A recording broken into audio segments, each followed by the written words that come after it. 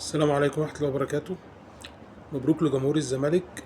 وايه القرف اللي انتوا عاملينه النهارده في الماتش ده يا كابتن معتمد؟ القرف اللي انت عامله ده. وايه اللعيبه، شويه اللعيبه اللي افتكروا نفسهم نجوم علينا دول؟ ايه القرف ده؟ ولا لعيب يستاهل الشكر الا واحد بس، عدي الدباغ. ايه القرف اللي انتوا فيه ده اللي حذرنا منه؟ تعرفش بقى كبر، ولا انتوا افتكرتوا نفسكم نجوم بجد ولا ايه؟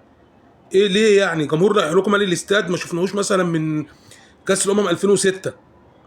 ويا كابتن معتمد اللي انت سايب مع عبد الله السعيد 75 في الدقيقه موجود، 75 دقيقه موجود ليه في الملعب؟ ليه؟ ده وهم موجود، شادو كده خيال. ايه القرف ده؟ وعمر جابر خلاص مش قادر. وفتوح يا عم، فتوح عارفين ان انت لعيب، والله والله العظيم عارفين ان انت لعيب. ايه اللي انت بتعمله في وسط الملعب ده؟ ويا عم ناصر يا منسي، لو انت مش قد الكلام ما هيهاجموك ويقطعوا فيك، ما تسرحش بقى وتقعد تقرفنا. اربع خمس كور النهارده ملهمش اي 30 لازمه بتضيعها.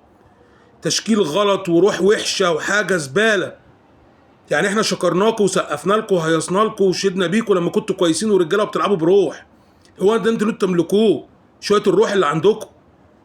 لكن ما تعيشوش في الدور علينا. يا كابتن معتمد ما تفلسفش.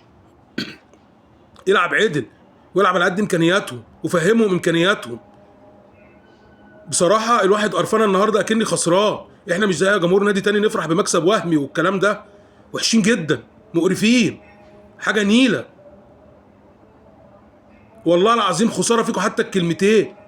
هو بس انا طالع بارك لجمهور الزمالك، غير كده مفيش. السلام عليكم ورحمة الله وبركاته.